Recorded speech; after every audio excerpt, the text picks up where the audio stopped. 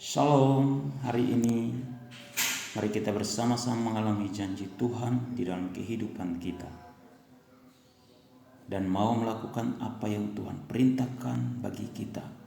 2 Tawarik pasal 29 ayat 1 sampai 36. Raja Hizkia.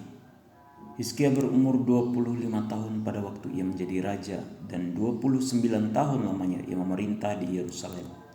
Nama ibunya ialah Abia, anak Zakaria.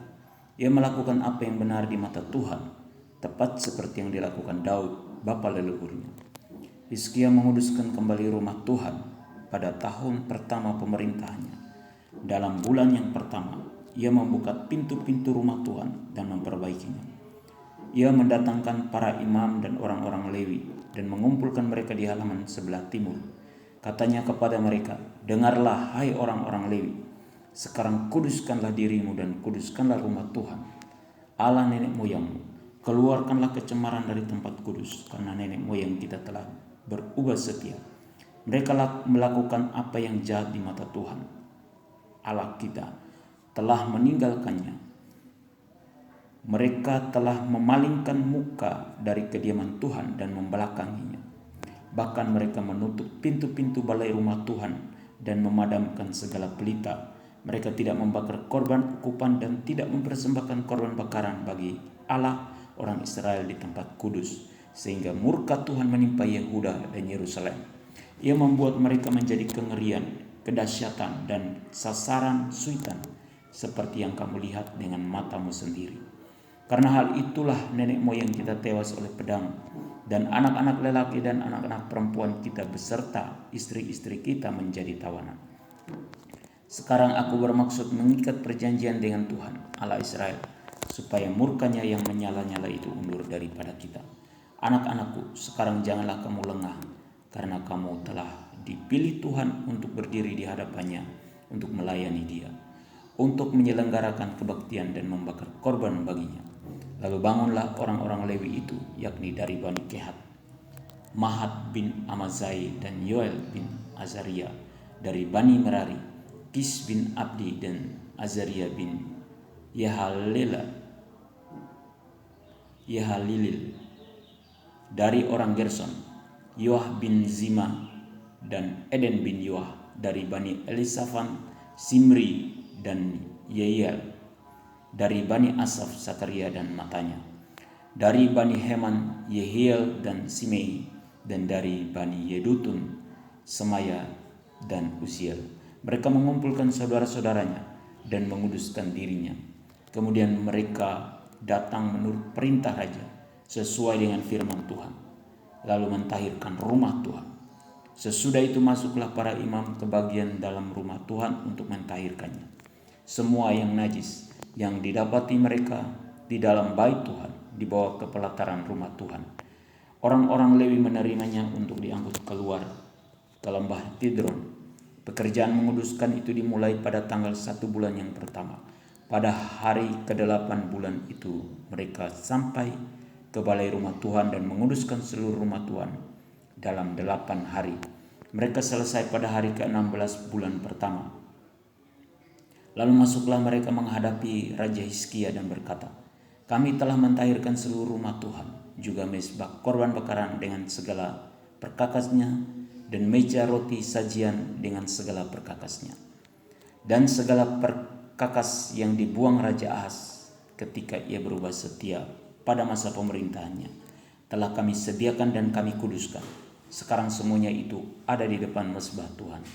Maka pagi-pagi Raja Hizkia mengumpulkan pemimpin-pemimpin kota dan pergi ke rumah Tuhan.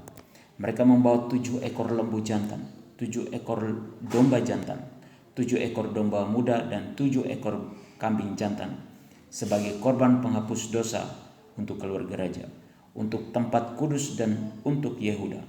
Ia memerintahkan anak-anak Harun, yakni para imam, untuk mempersembahkannya di atas mezbah Tuhan.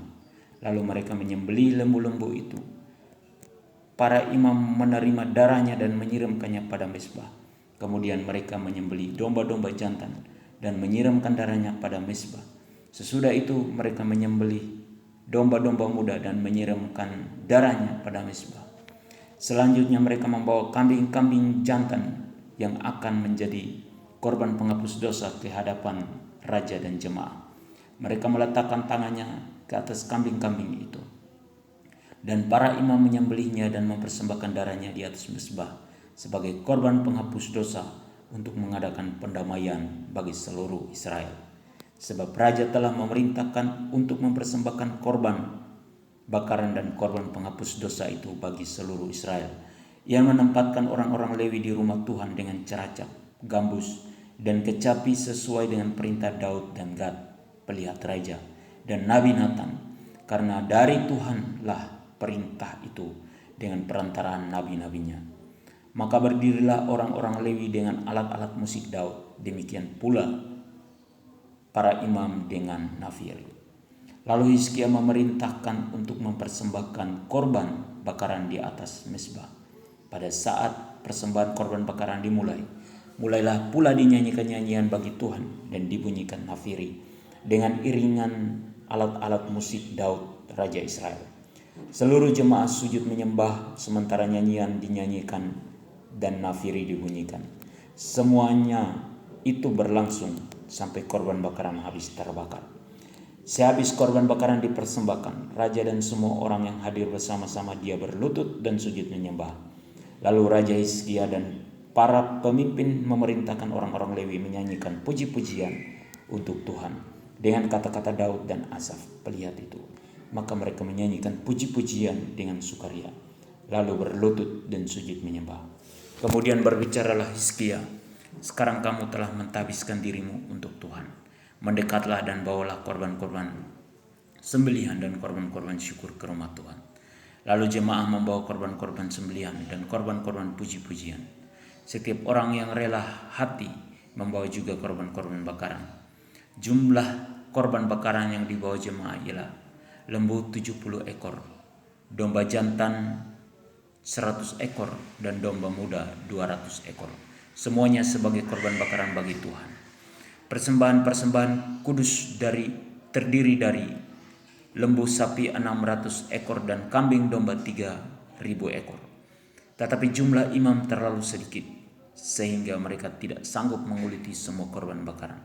Oleh sebab itu saudara-saudara mereka orang-orang Lewi membantu mereka sampai pekerjaan itu selesai dan sampai para imam menguduskan dirinya.